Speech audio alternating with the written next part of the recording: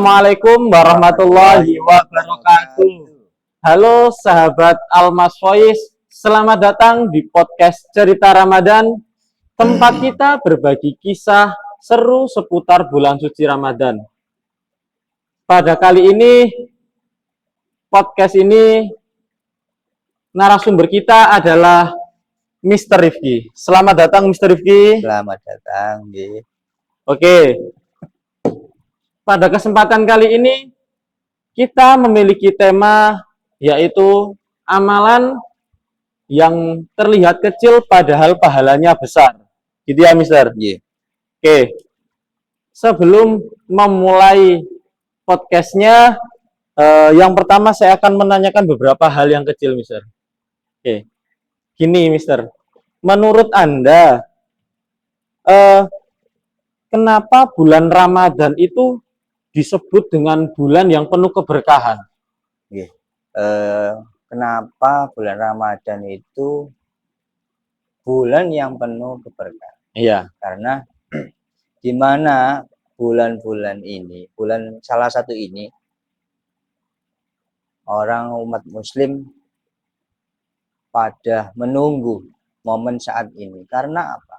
Segala aktivitas, segala kegiatan, apapun, hal kecil pun itu akan mendapatkan pahala yang berlipat ganda. Gitu. Oh, seperti itu ya, Mister. Mendapatkan pahala yang berlipat ganda. Jadi, menurut Anda itu apa sih yang membedakan pahala pada bulan Ramadan sama bulan-bulan lainnya?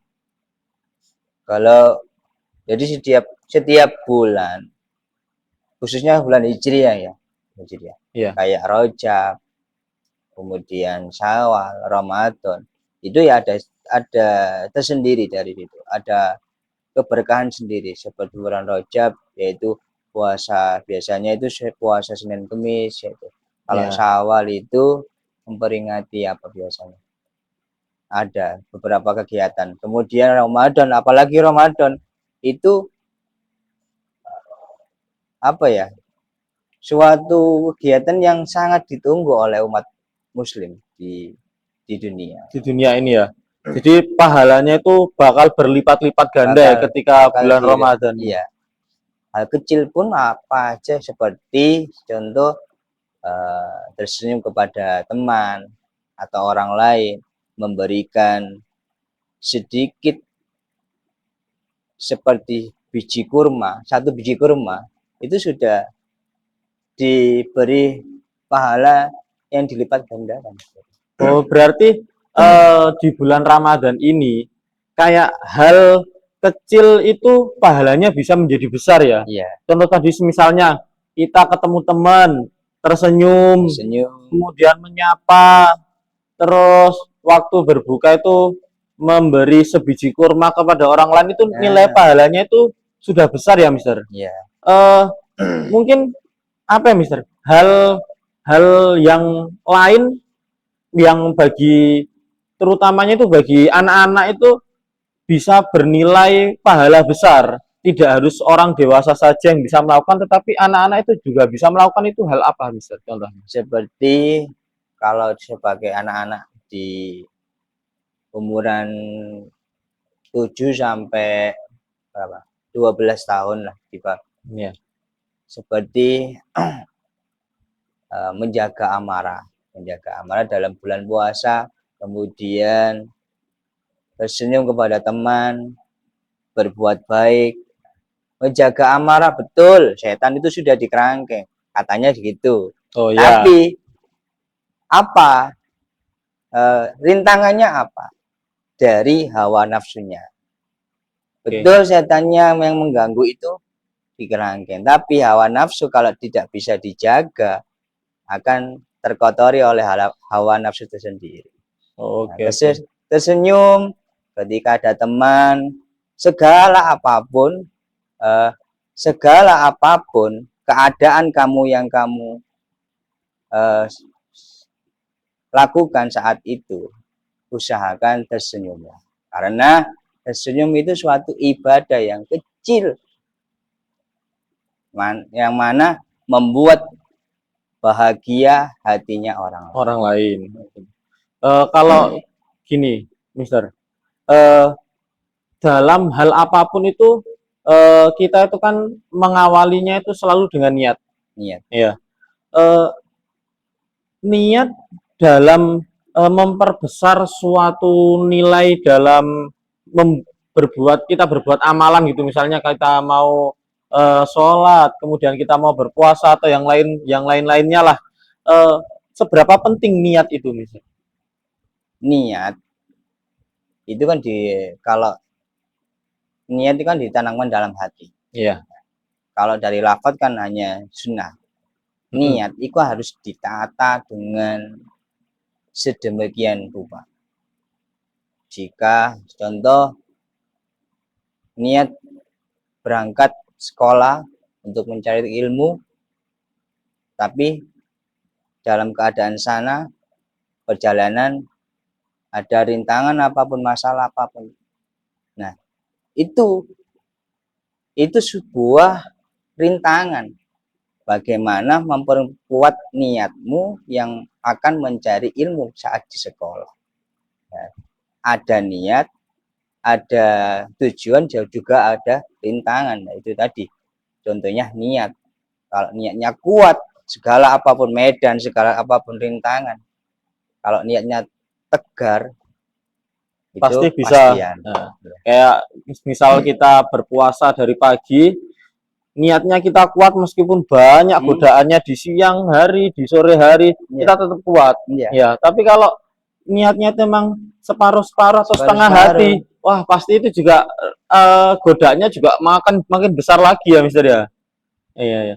Kemudian ini, Mister, kalau amalan kayak di sekolah, terus di luar-luar itu kan mungkin banyak contohnya ya. Kalau di rumah, misalnya ketika kita waktu sore hari, biasanya kan melihat orang tua itu, terutama bunda itu kan menyiapkan makanan di rumah. Iya. Ya, kita kayak membantu apa yang diperlukan untuk berbuka puasa di rumah itu, apakah juga termasuk sebuah amalan yang nilainya itu bakalan besar, misalnya? Membantu orang tua bukan hanya saja di bulan Ramadan saja, itu suatu kewajiban seorang anak kepada orang tua. Jadi kapanpun orang tua saat kesulitan, ya sebisa mungkin kita bantu sebagai anak. Apalagi di bulan Ramadan, membantu menyiapkan takjil ya buat berbuka puasa. Itu sama saja pahalanya orang yang berpuasa.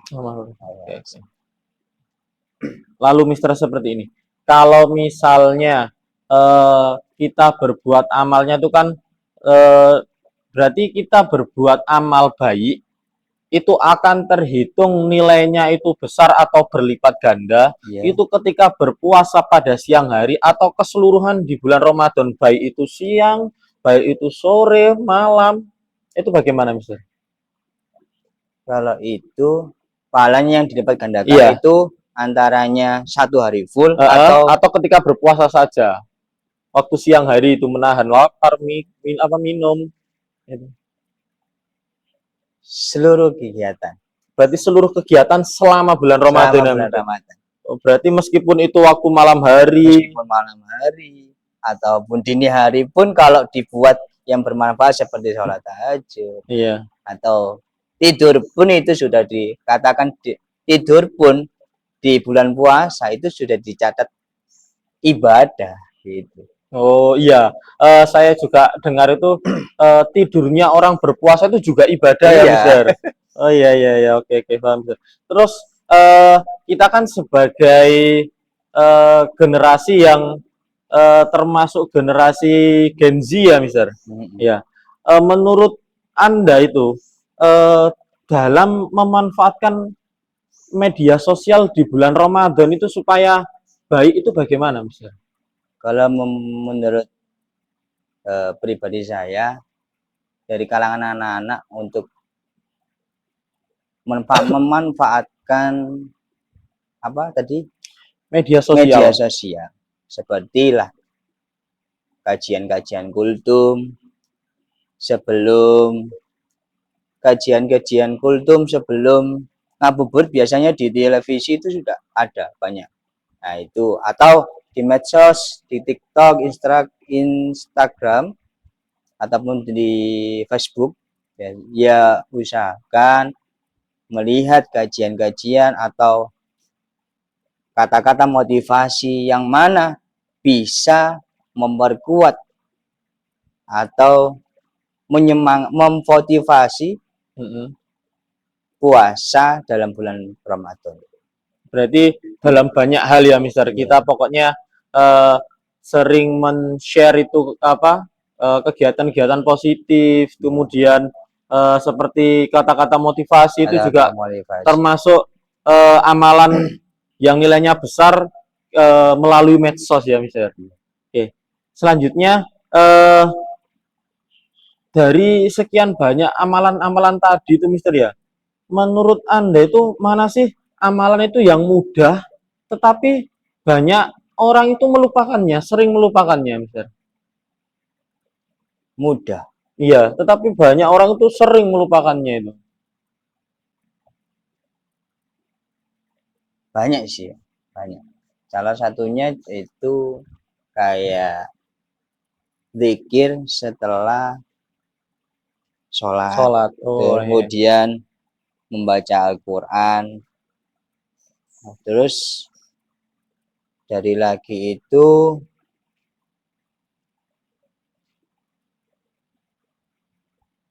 apa? Membagi, Membagi kebaikan gitu. ya membagi kebaikan. Oke. Gitu sih. Oke, dari sekian banyak yang kita bahas ini tadi, Mister, menurut Anda itu apa yang ingin Anda sampaikan kepada para pendengar itu supaya tidak lupa terhadap kegiatan-kegiatan yang positif selama bulan Ramadan? Kegiatan-kegiatan positif pada bulan Ramadan. Semoga saja dalam bulan Ramadan itu kegiatan positif yang telah dilakukan itu tidak hanya pada bulan Ramadan saja, tapi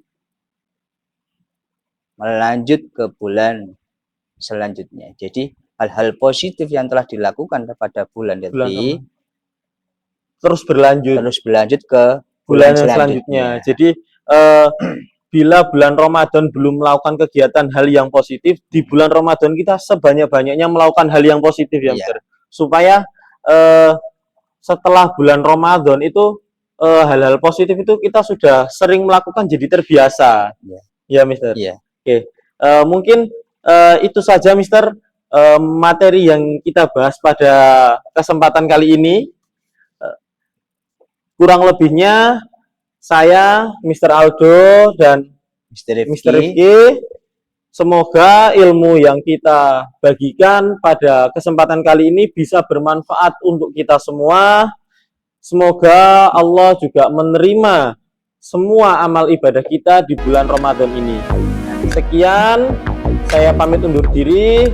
Wassalamualaikum warahmatullahi wabarakatuh.